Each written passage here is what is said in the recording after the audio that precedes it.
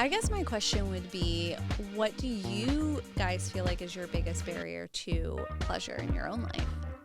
Go ho. Oh, you go first. I said you go ho. I'm like, I meant to say you go ahead. Yeah, no, I'll woman. be.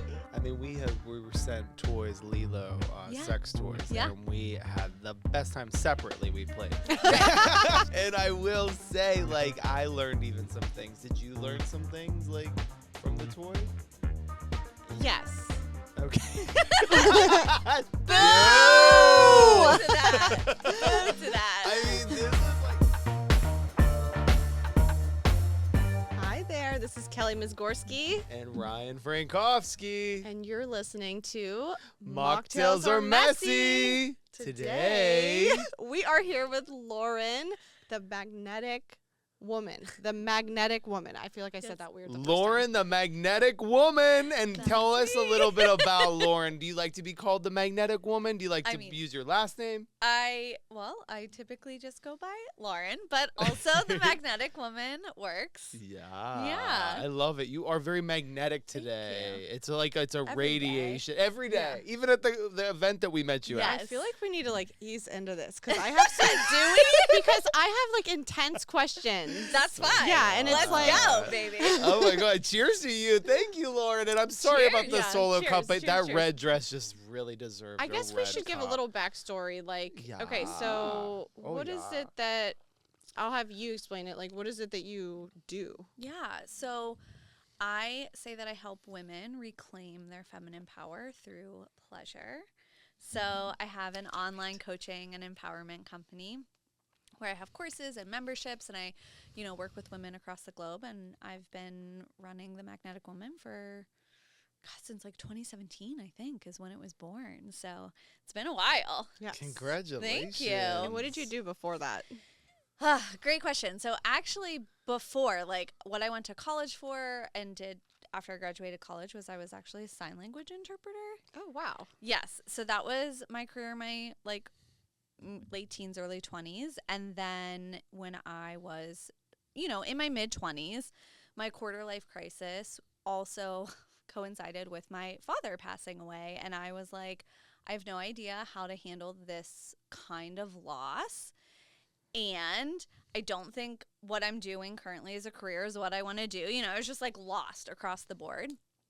And I found a personal development program in New York City run by Regina Thomashauer, which is I've heard of the yeah, I've name. heard that name. yes. too. So Yeah. she wrote the book Pussy, a Reclamation. I'm assuming I'm allowed to say whatever yes. on this. Yes. We want you to bring Okay, that up. So, however, she had not written that book at that time. She had other books. And so I was like 25. Now, I was raised Catholic. I went through 10 years of Catholic school, okay? Did you my go to Oakland gosh. Catholic? For 2 years, and then I transferred We were out. raised Catholic too, but didn't Yes. go to the Catholic school. Oh, No. 10 years of Catholic schooling over Okay. here. So, Catholic, Oakland Catholic, and yes. Yeah, and Catholic grade school. then okay.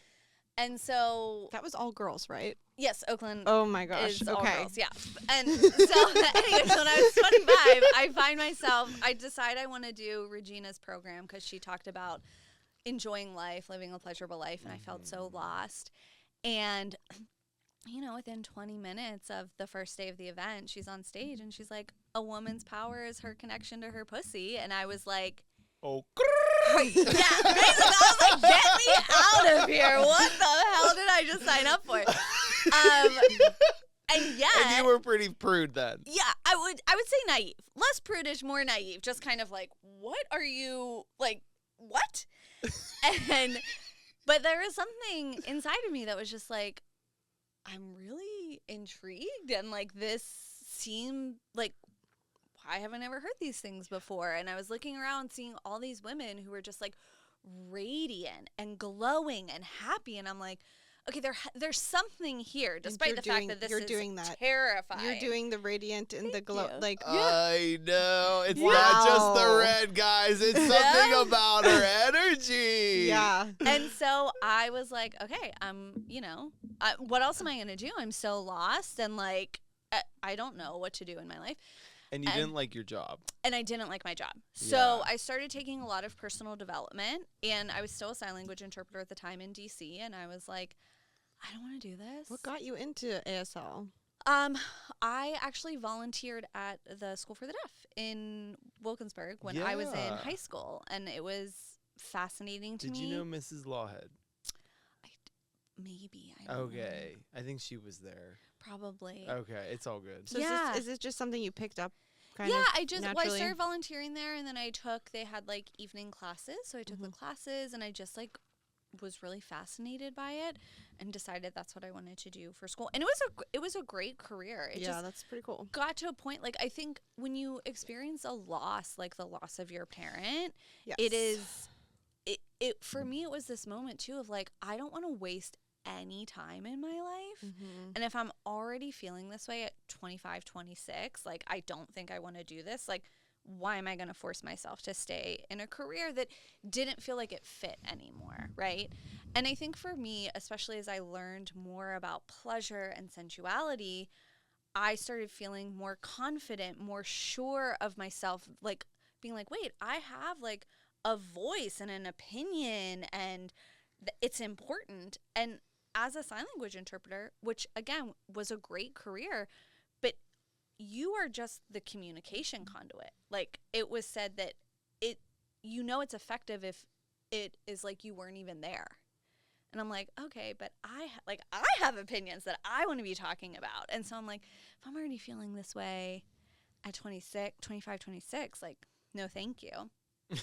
And because I was doing a lot of personal development at the time, I had a lot of friends who had started online coaching companies, and I was like, this seems really interesting. I love to travel. I love the idea of creating something that is mine and that like I can share my opinions and my beliefs. And then I started an online coaching company, and it took a few years for me to like really narrow into the magnetic woman and pleasure and sensuality and all of that. And here we are. Well, now that we're all warmed up, I feel like we've got some like good questions for you, some juicy questions. Yes. And now I feel like we can get into it. Sure, let's go. I love it. What has been the most surprising discovery you've made about pleasure? Well, I like the way she said that. I'm right. trying to fit in.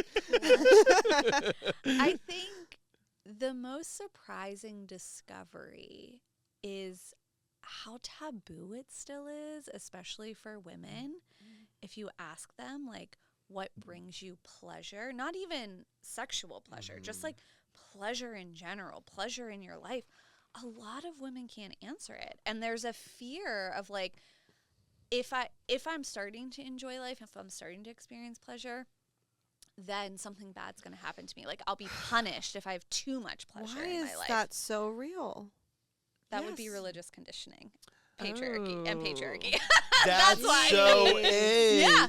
That is so it. Like, and I mean, this is maybe not related, but I remember I missed like a family wedding event, and like my cousin was like, "You have the Catholic guilt." Yeah.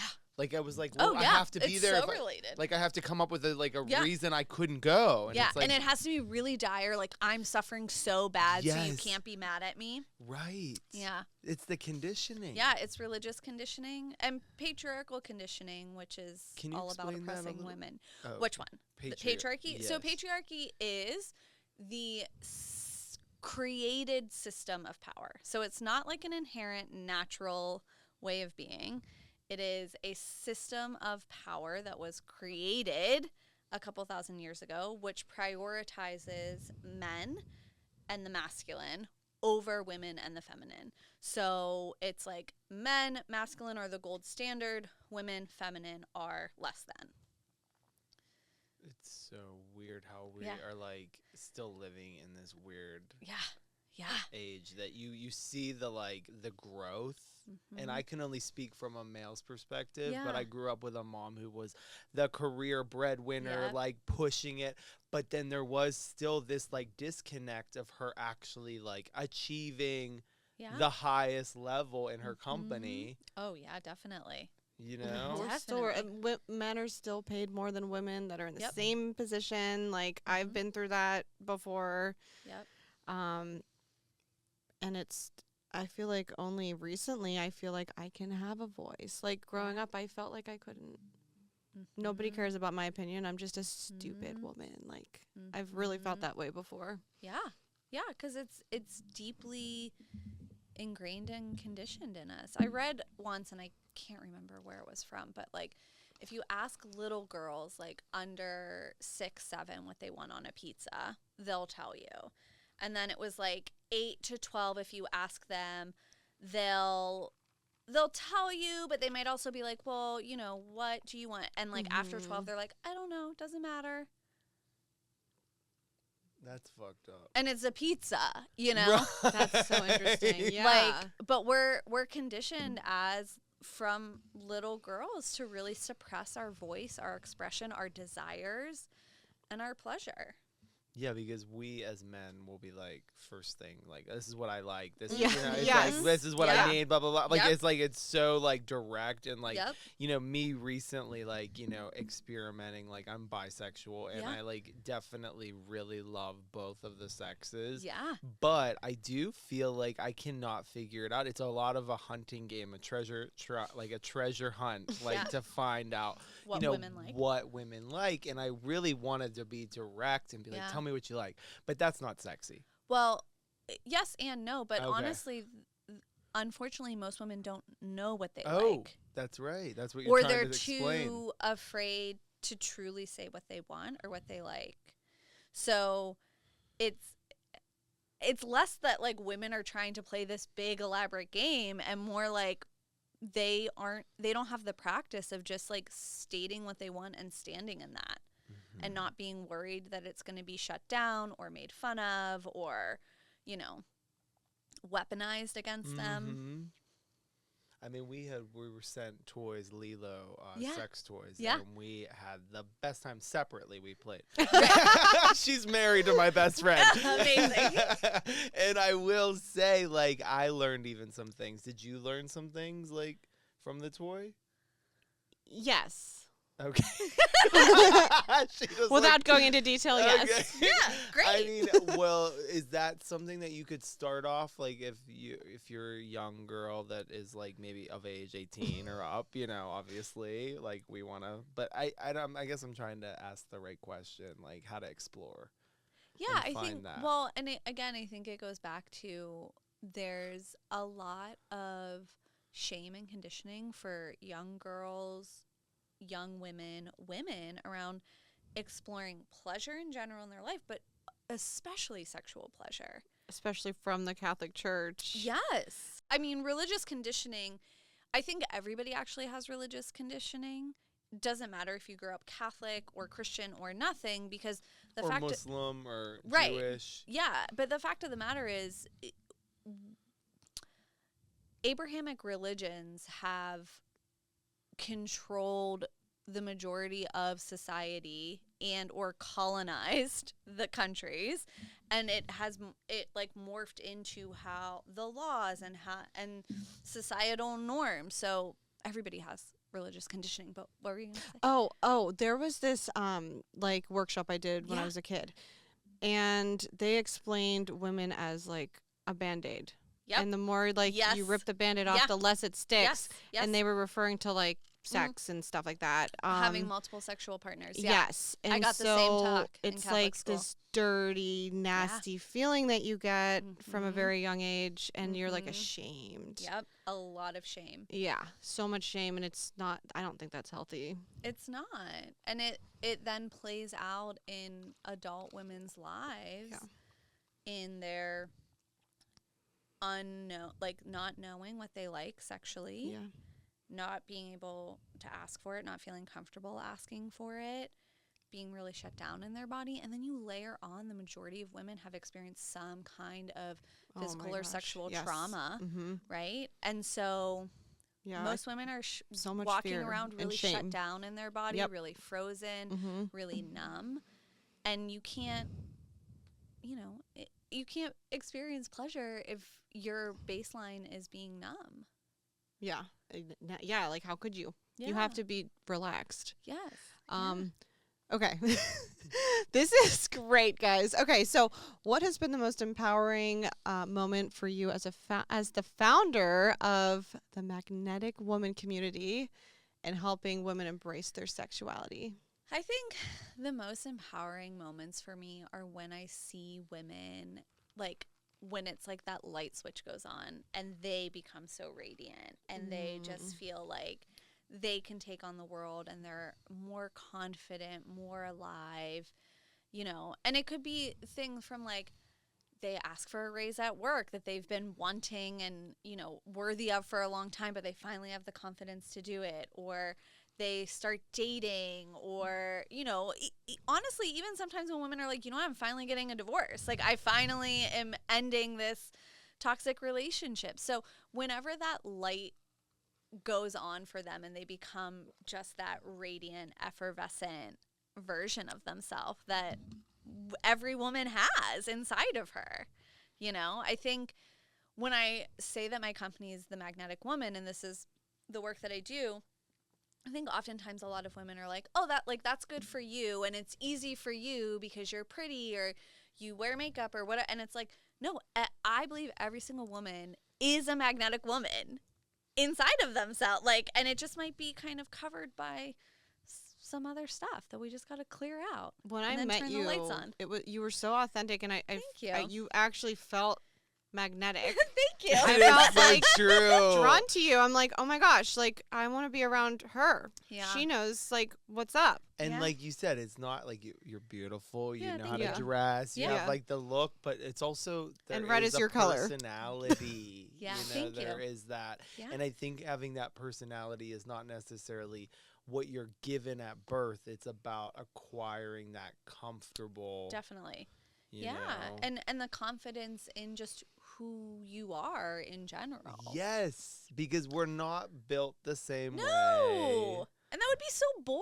Oh, for sure. For sure. So boring. I mean, I know myself, like, I love this topic because I love the women in my life. I probably have a lot more female friends than I do male friends because of that.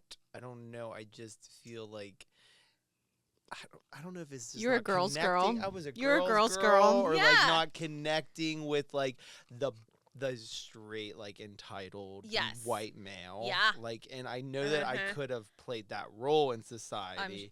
Yeah, definitely. I probably was a fuckboy You in high faked it school. before. You know, I faked it before. faked it, Yeah. and I it was faked it. like I think I kind of got through that, and karma hit me in the ass. Karma kicked me in the ass hard, Yep. and I think I learned like just even being comfortable in my own skin is what you're describing. Huge. Exactly. You know, Yeah. being open and like Yes. talking about like sex and like what even pleases like me and my partner, and I Yes. think it's like so important to talk about it. But you're right, you emphasize the magnetic woman because of this closedness. Mm-hmm. And I think I love my girls that are so open. Like she and me talk about sex all the time. Amazing. Yeah. And we like are inspired to like, you know, make it more comfortable. We're Definitely. in 2025. Seriously. You know, like come on Yeah. guys, we're not like buttoned up in 2008. Right. Well, that's a good point. Like that leads us into the next question.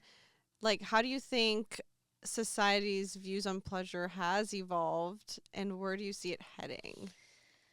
Well, right now is a very interesting time Yes. To say the least. because there is a lot of push to suppress women and their sexuality even more. And so while, I think society's view on pleasure has evolved in a lot of ways, now there is this like pushback against it. Yes. Doesn't feel like it's come that far still. Correct. Yeah. And it can feel really daunting as a woman, especially if you're just kind of like coming into this and you're like, wait, I want to start exploring my pleasure, my sensuality, my sexuality. And now feels like this like really restrictive time to do it. But I say that is like the most important form of resistance for women is to choose pleasure, right? To like not give in to this piling on of guilt and shame around female sexuality and female pleasure. So, you know, I feel like as long as we're in kind of a patriarchal society that continues to devalue women, we're never going to like fully evolve into a place where a woman's pleasure and sexuality is fully celebrated like across the board and not demonized. Yeah, demonized is the word. Yeah. Don't you think? Oh yeah, I mean it's like so bizarre. Like I think about this experience. I'm at a closing with my aunt and uncle, and I Yeah. swear this will be brief. He talks about his hookups in the past, and Yep. he's like allowed to in his head. But Yeah. as soon as she brings up, and she's very alpha. Yeah. She's a nurse manager. She don't give a shit. She's like, yeah, I was having sex on that pool table whenever I was in my 20s with Yep. that doctor Yeah. that I was working with. Yep. And it's like, oh, He she what a was like- slut, right? He's like, no. Yeah. I don't want to hear that. Blah, blah, blah. Yeah. And I'm like, Uncle, you Yeah. just talked about how many girls that you were hooking up with. Mhm. What makes it wrong that Auntie can't share Yes. an experience? Oh, are you not confident because he was a doctor? Yeah. Are you not confident because you can't picture it, but you Yeah. can talk about all the girls you hooked up with? Yeah. Yes. It's such a fucking hypocrite. What's the word? Hypocritical. Yes. Is that a hypocrite? Yes. I Oh, say God. we adopt that word from now on. Can we- But let's it's do also it. hypocritical. Yes, thank you. I could have. But I prefer hypocrite. Hypocrite. Yeah, that's it now. Oh my God, but you get it. Yes. And it I is mean, very I'm sure you've hypocritical. dated guys like that, Yes. or maybe yeah. been around them. Oh yeah. I mean, I think most men hold.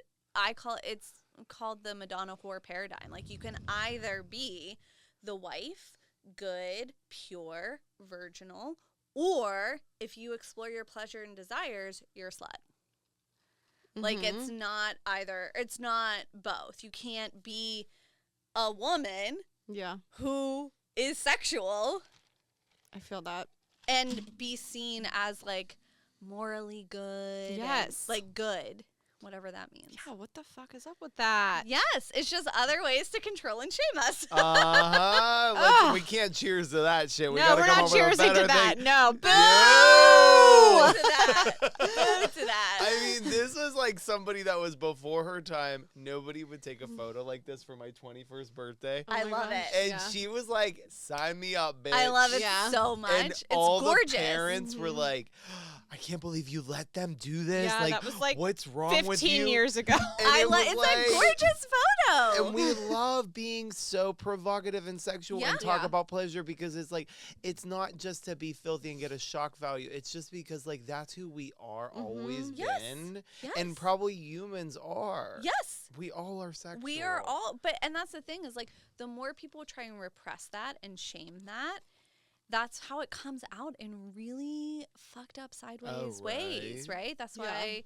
there's a lot of violence against women and a lot of, it's like it has to be, it is going to be expressed in some way. So either you can express it in a safe and healthy environment, or it's going to come out in really fucked up ways.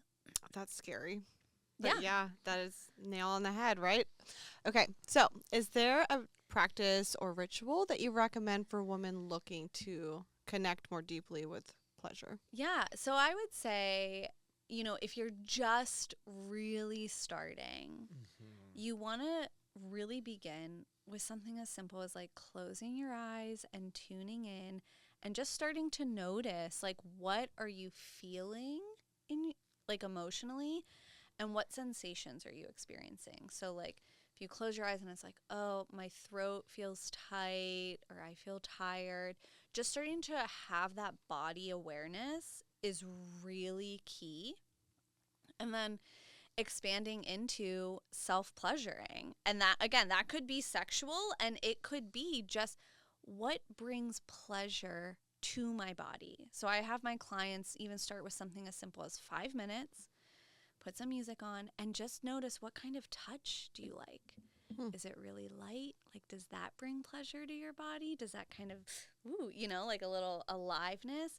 Do you, like, is it more using your nails? Oh, the nails, yes. Is it a feather, right? And Yes. so, and just that intentional, focused time lowers your cortisol, like lowers the stress hormone in your body. It regulates your nervous system. I feel so relaxed just hearing you say Yeah, that. it takes you Yeah. out of fight or flight.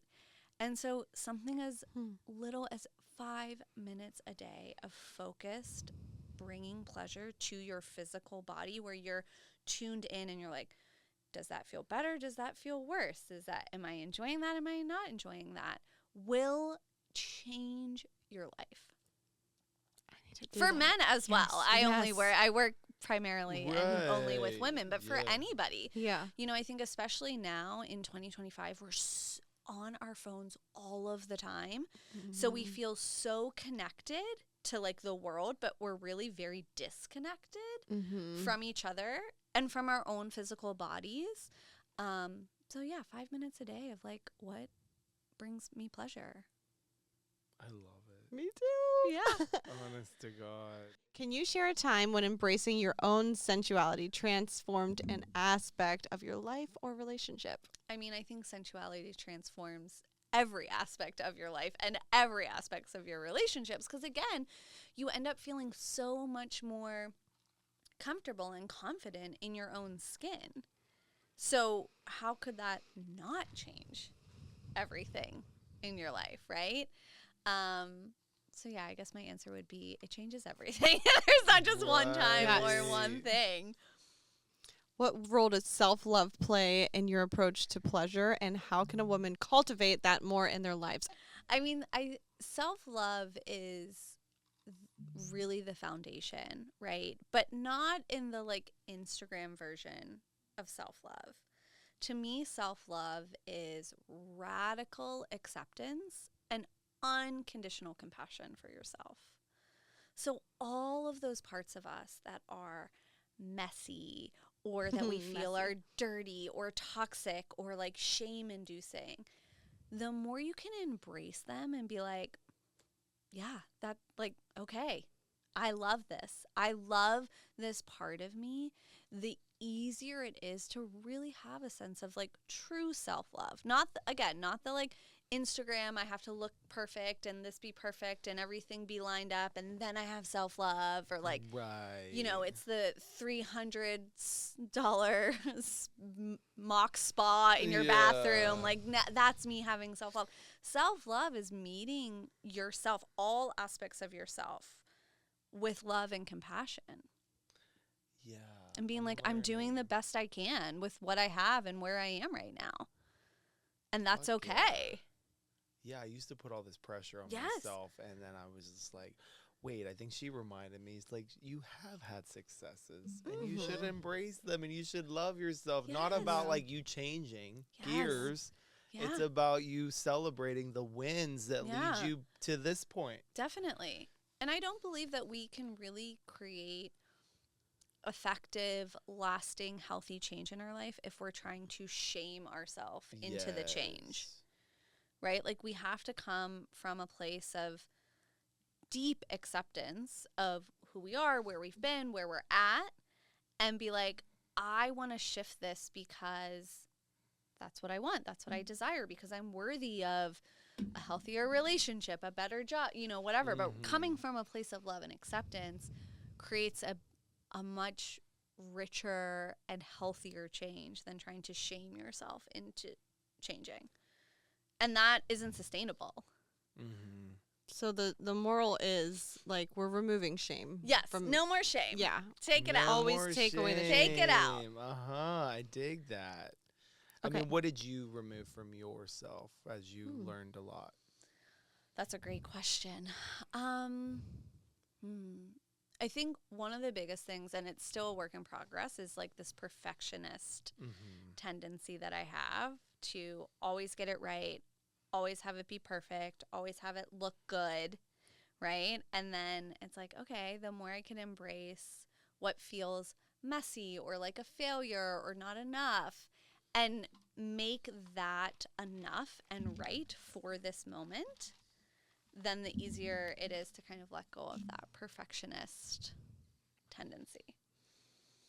So we love talking about like alcohol and its effects just because, you know, we have a messy past. We like to talk about it. We're not shamed by it at We this should be. point. Yeah, we're not shameful. We'll talk about all of it. But in your opinion, like, how do you think that alcohol can play a role in enhancing or inhibiting pleasure? Because this is like a big thing right now. Like people do that. They use alcohol to like get in the mood and stuff. Yeah. And like it's been throughout like life. yeah, little Yeah. social and intimate settings. So Yeah, like, what that's is true. your opinion on that? Personally, I think alcohol only inhibits sexual pleasure. There's this idea, right, that it like lowers your inhibition, so you're having like, this amazing sex and it's like drunk sex, and it's like So sloppy. it's sloppy, but alcohol is a depressant in your body, and for Mhm. women especially who are already disconnected, already numb in their body, it's like you're not feeling anything. That's Which is true. why I think a lot of Right. women especially drink to get in the mood. It's actually to numb themselves even more because Mhm. they're already disconnected, because Mm. they maybe don't want to be having sex, but they're trying to override their physical no to be like, well, I should, or, maybe this will bring us closer. We haven't in so long, or I owe them, or whatever it is. Right. So for me, personally, I think that alcohol only inhibits sexual pleasure. Now, that doesn't mean that you have to be sober in order to have sex, or, No. but I do think to start to notice in yourself, like, okay, so if I have a few glasses of wine and then I have sex with my partner, like, did you enjoy it? If you did, amazing, right? Like, everybody gets to be an individual and Yeah. see what works for them. And maybe they have a high tolerance. Right. You know? Right. And like Totally. maybe 5 glasses is just like, hey, like the music or Yeah. whatever, like. But I think that, especially, again, I work with women, and I think especially for women, there's a tendency to use alcohol to override what's occurring in their body, right? So they're already feeling numb, so it's just going to kind of help them feel even more numb so that they can do it, Mhm. right? Mhm. And oftentimes it's, again, women who are disconnected, who are shut down, and they've kind of are like, well, I'm not even going to orgasm anyway, so like let's just do it, let's just get it over with. Exactly. So I have like It's tons not of even friends. funny. This but it's isn't just one of the true. questions, but like I have tons of friends and stuff. I love Yeah. not scripted Yeah, questions. Those are my favorite. Let's right. go. It's You like- mentioned like if you're not in the mood and stuff, like, and I've talked to other people, like women who are married and stuff, and it's Yeah. like, I don't know, like you just get busy, like Yeah, of maybe you have course. kids, like you're truly not in the mood, you have no desire. Mhm. But then like if you push yourself to do it, then you might end up kind of like hating it even more Yeah. and like resenting your partner even. Definitely. Like what do you do in that situation? Well, I think, there's a lot of things in that, Yeah, right? So, yeah. first of all, I think oftentimes, especially in heterosexual couples, sex is very goal oriented, Mhm. right? So it's like, I don't want him touching me Right. because his goal is penetrative sex Yes. that I'm not interested in, Mhm. right? So one thing can be taking the pressure off of that and being, and it has to happen within the couple. Like both people have Mhm. to be on board, but like, okay, we're just going to have like 10 minutes of making out. No pressure to have sex. Right.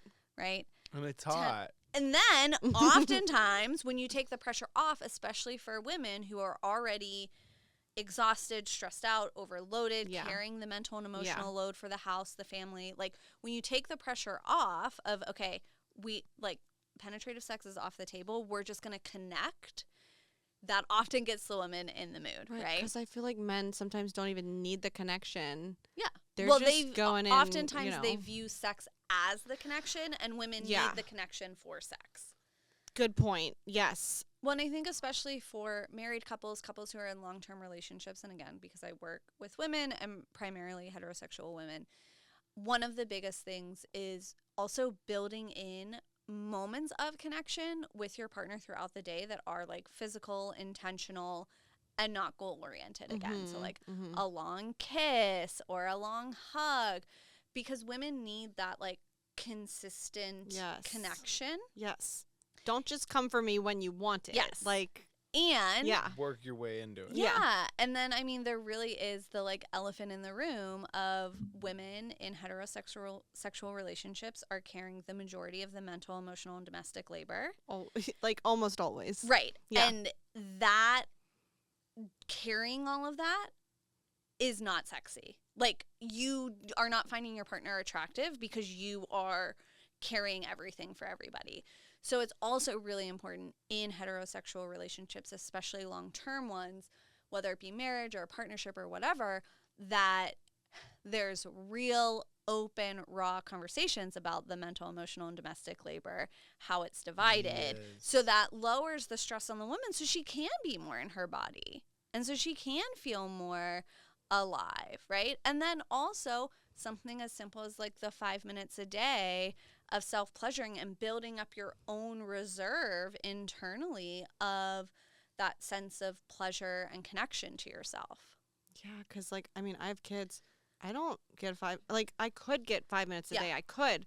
But, like, I wasn't sure what to do with it. If I could get 5 minutes, like, maybe I just need to lay in my bed and just, like, Yeah. Take a nap. Well, yeah, Yeah. definitely. Yeah. Just You're like, a I just nap. want to sleep. take a Yeah. nap or just, like, Totally. one of those little head scratchers, Yes. like, that feel Yeah. really good. Like, just something, like, that's Yeah. pleasurable. That is just such a good point. It's all, yeah, it's hard to It's hard. know what to do. Yeah, and I think, I mean, that's why I do so much of the work that I do. Yeah.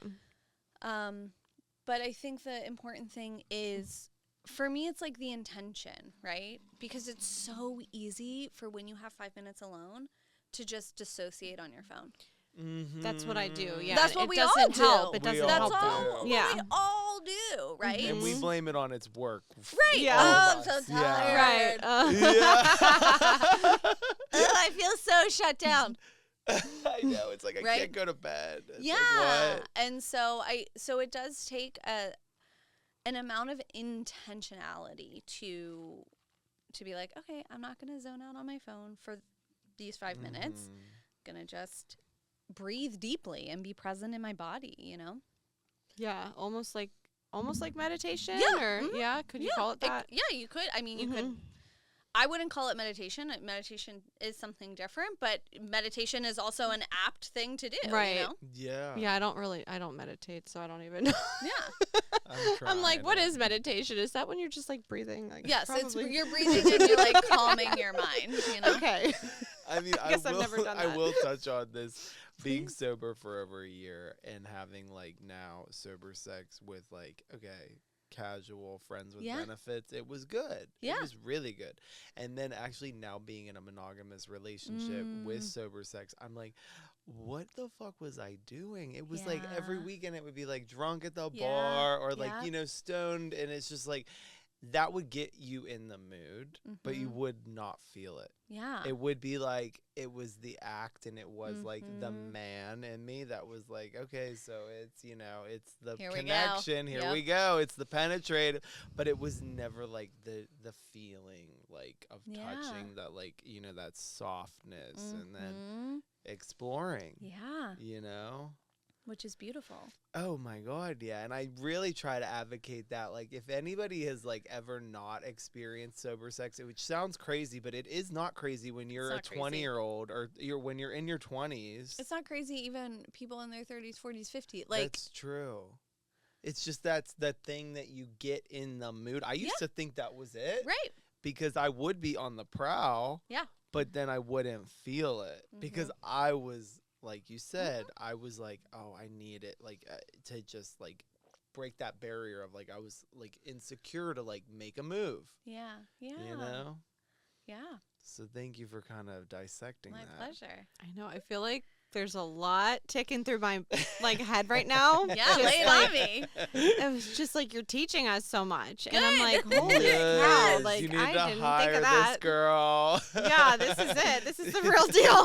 Thank you. Yeah. So tell us about your coaching business and how it gets started. I mean, people can look up like, you know, different programs. Yeah. Like, is it like more one-on-one? Is it group session? Is it?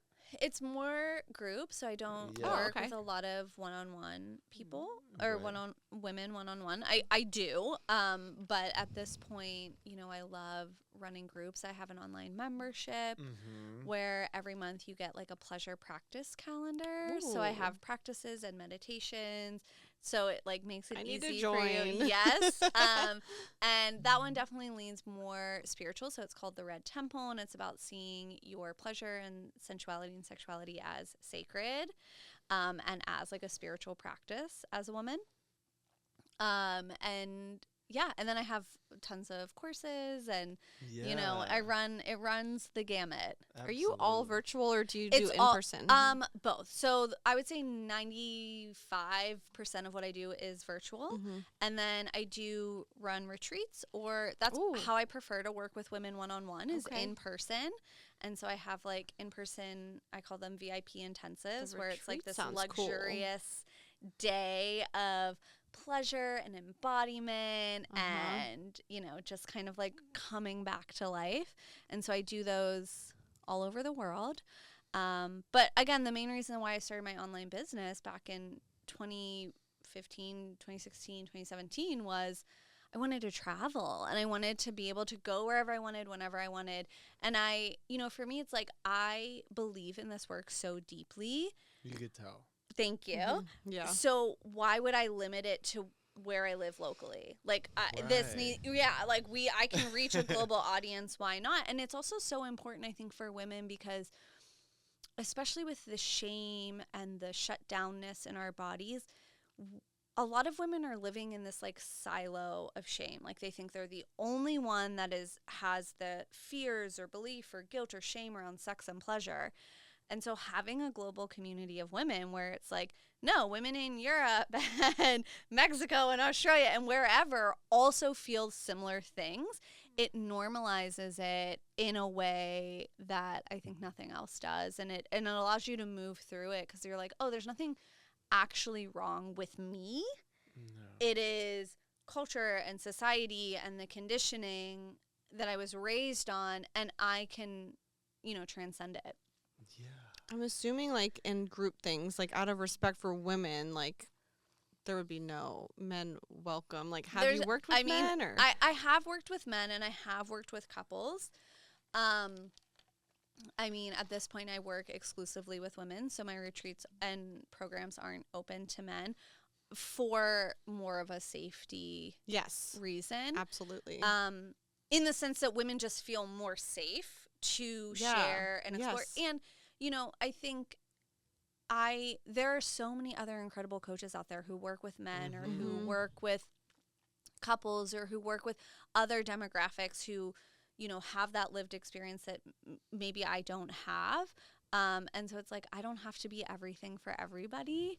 And I would so much rather refer somebody and be like, that person is exactly who you want than, you know, try and offer something that isn't. I mean, that's your niche. That's your Yeah. brand. That's who you are. That's what you know. I mean, you Exactly. could tell that, like, even with couples, I'm sure that can be even, like, problematic because a woman might not want to say things around her husband or partner. Yeah. I think because of the shame. Yeah, I think the biggest thing with couples therapy, coaching in general is you have to have two very willing participants. It cannot be the woman is willing and dragging the man there, or vice versa, right? Right. It cannot be like one person wants to be there and the other person hates the fact that they're there. You're not gonna make any progress. No. So I'm ready for you to have an Yeah. in-person retreat in Pittsburgh. So, like, what is She's next like, for you? what? What is Not next? Pittsburgh. No, I'm open to it. You might have to get this all situated. You with know, if you're in Lauren. Pittsburgh, reach out. I do one-on-one in-persons here in Pittsburgh because I'm here. What's next for me, did you say? Yeah. I mean, that's a great question. I think it's just, in a lot of ways, more of the same, you know? Like, I've created a lot of things I really love, especially my membership and doing retreats. I have a retreat in southern France at the end of September. That's amazing. Yeah. And so just, you know, more of that. Helping more Absolutely. women to feel alive and radiant and magnetic. That is so Shoot, cool. I have a friend living in France that I haven't seen in 10 years. Okay. We'll have to get Well, her to here we come. go. I know. Or you might have to go with her. I know. Yeah. I want to see my friend. It's been Yes. a long time. Yeah. Interesting. Do you have, and you don't have to have one, do you have a question for us? No pressure. I guess my question would be, what do you guys feel like is your biggest barrier to pleasure in your own life? You go ho. Oh, You go first. I said you go ho. I'm like, I'm excited to say you go ahead. Yeah, no, I'll woman. be completely honest. Right now, it's kids. I have 2 kids, and it's like, it's the last thing on my mind right now. Of course. Most of the time, I'm just taking care of the kids and Yeah.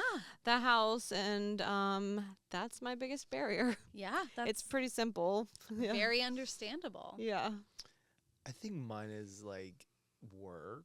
Mm, So I get 2 days a week to like spend time with my Yeah. partner, which is super exciting right now because it's some tantric shit. Love this. New relationship. You know, the Yeah. honeymoon stage. Mhm. I mean, I just think it's the sober, it's the honeymoon, and it's like for the first time in like 34 years, I'm like, do I know what I guess I know myself. I know Yeah. what I want. I Yes. know that this is like whatever it may be. I hope it is, fingers Yes. crossed. Yes. But I think the 2 days a week, it's like, it's not enough. But then Yeah. you're like, well, work is in the way. Mm, So that's, because you mhm. can't be just like every day. I mean, maybe you could, I guess, if you live together. Yeah. I mean, that would be ideal, but I want to know your opinion. Like, when is pleasure like excessive? I don't think it's ever excessive. Oh, fuck. There's no upper limit on pleasure. Okay, let's Because we go. don't want, there's no shame. Yeah. There's shame. no shame, so you should live with the one that you're. Yeah. Do whatever you want, It's like life is way too short. Oh, fuck yeah. But I think the other thing is like, we're all human. We are all Yes. going to experience heartbreak, loss, devastation. Like, life is inevitably going to happen to us. And there's a lot of really fucked up shit that happens in life. Right. So why not experience as much pleasure as possible? Like, it's inevitable that fucked up shit is going to happen. You know what I mean? It's inevitable that your heart's going to get broken, that you're going to lose somebody that you love, that work's not going to go how you want, that you're going to be struggling in areas of your life. That is inevitable. That's baked into the cake of life. And my perspective is twofold. One, how can you experience as much pleasure as possible? But also, how can you find the pleasure in the fucked up shit? Right. Yeah. How can you, Yeah. like, in moments of heartbreak and grief and loss or stress, how can you find pleasure? How can you slow down? How can you enjoy the season that you're in, no matter how hard it is? Because it's just a season. Right. It's not forever. Yeah.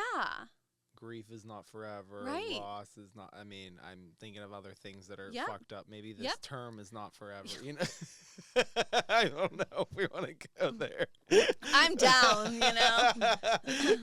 But I do think, Lauren, you are such a magnetic, magical creature. We are Thank you. so glad that you came on Oh to my talk God, it's about my the magnetic pleasure. woman. You are magnetic, and you are a Thank beautiful you. woman inside Thank and out. you. So I think you really have like enlightened Kelly a lot, being a woman herself, Yes. and I've learned a lot. Good, You I'm know, so I glad. really I do. feel like you took a lot away. Come I on. think I hope did. everybody does. I did. But I think it is so important to speak about these things with Yes. women in Yes. those groups. So Yeah. I think it's really powerful what Thank you're you. doing, and Yeah. I am excited for Kelly to organize a Pittsburgh Me event with too. you. Yeah. I will not be invited. That's okay. I want to Sorry. hear about it though. Yes, you we know. could do like a recap. Yes, yes. Mhm, We definitely. would love to have you go back on. And just real quick, Anytime. we Yes. had the kin euphoric. So delicious. We talked about this because you said with this Kim beaming joy, it's just the flavor just hit your your brand. It's yeah, it with I a little just like love the can and it tastes delicious. Thank you for watching Mocktails Are Messy. I'm Lauren Joyce, the Magnetic Woman. Woo! Thank you, Lauren. This is Mocktails Or Messy. This is Ryan Frankowski, and Kelly Mizgorski. thanks for listening. Cheers, Lauren. Thank you for coming in. Cheers. Thank You're you. the best.